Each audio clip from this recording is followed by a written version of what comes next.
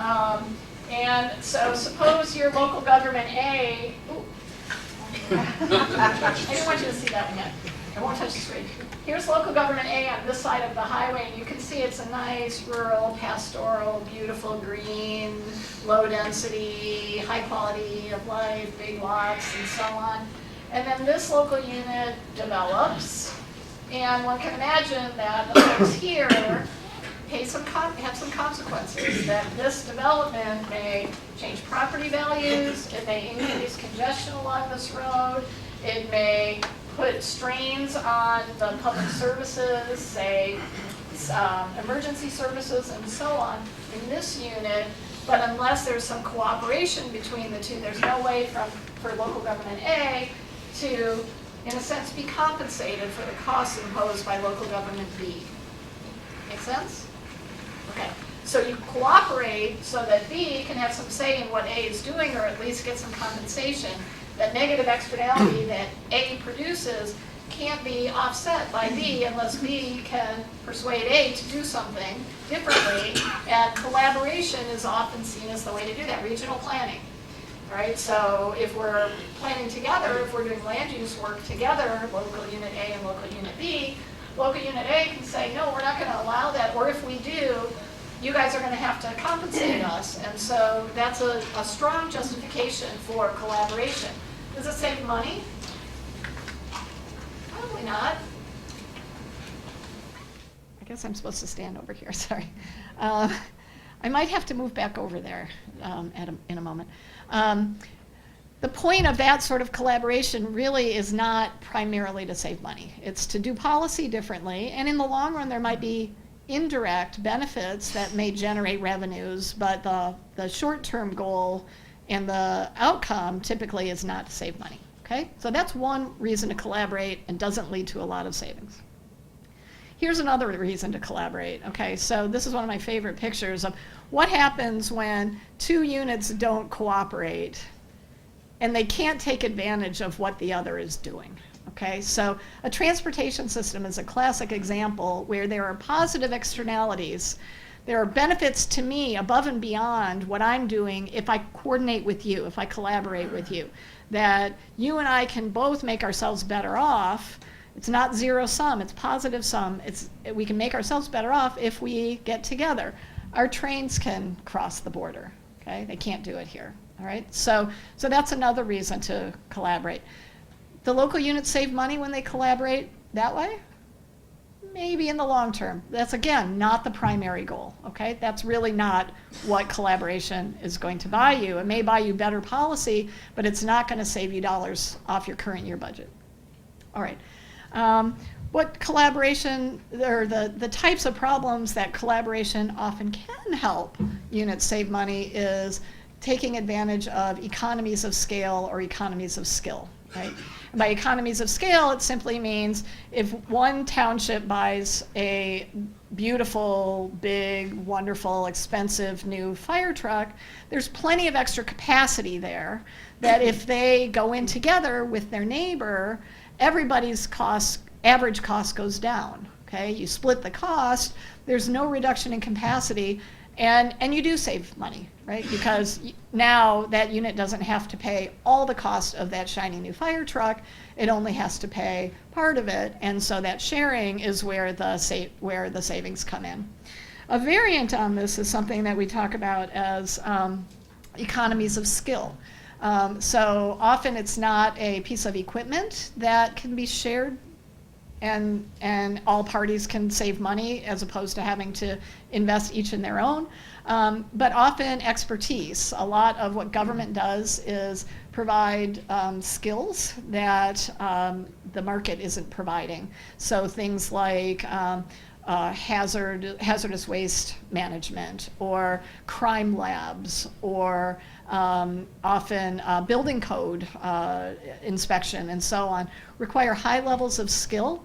Often an individual can go outside of their own unit and provide services to other units at very little or no cost to the existing unit. So we do make that distinction because the other piece of the economics, I'm almost done with the economics lesson, the other piece is that Economies of scale often have to do with sharing stuff, and you kind of have to be close enough by that you can share that stuff. So in other words, it doesn't make sense for a city in Washtenaw County and a city in Kent County to collaborate on a library, unless it's a virtual library. But if it's a bricks and mortar library with books that people go and see, it doesn't make sense for those two units to try to capture those economies of scale. There aren't any, because you can't, nobody can benefit from that shared investment, okay? So typically, when we're talking about economies of scale, we're talking about sort of horizontal cooperation, where units at the same level of government who are neighbors, who are in a geographic area together, those guys are collaborating. They're trying to get together and share facilities or services and save on the cost. When we talk about economies of skill, that often doesn't have the same geographic element, and so somebody at the state level or somebody in one part of the state can easily provide services to other local units. You don't have that same necessity to kind of be in the same place. And so often there you see collaboration in a vertical way between the state and local units, or between the county and the townships and villages and so on. So I'm using those two terms, vertical and horizontal, to mean at different or at the same or different levels of government, okay? All right. So that's sort of the economic side of collaboration. And just to summarize, not all collaboration is about saving money. I'm not saying it's not important. In fact, often the collaboration that we see that attempts to coordinate policy, to create externalities for the region, coordinated economic development, coordinated transportation, those things are all incredibly important. And in the long run, they probably do generate revenues because they improve quality of life and property values and so on, but they're not about saving money in the short term. Scale economy stuff is much more about trying to take advantage of the ability to co-invest or to co-provide services and save money, all right?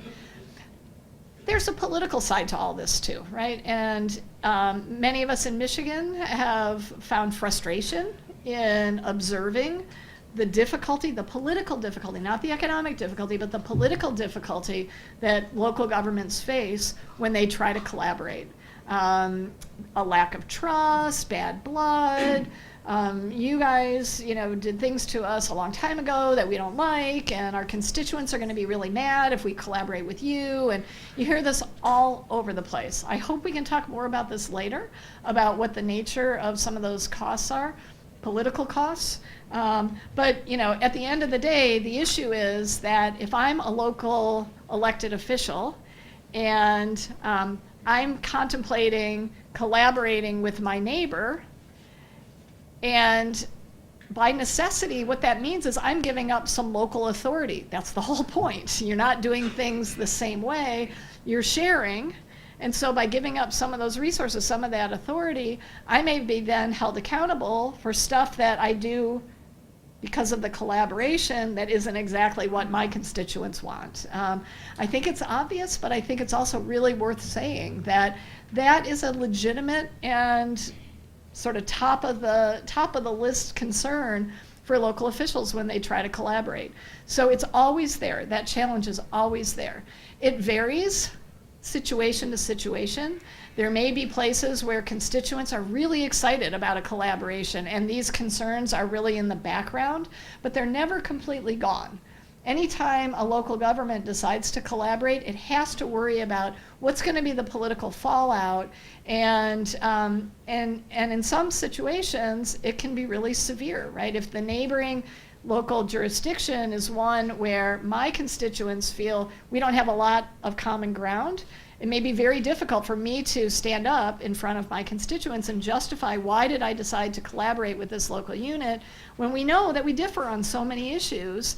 It's a hard political problem. Okay, so I didn't want to just talk about the economics of saving money, but also the challenges of what it means to a local official to engage in a collaboration.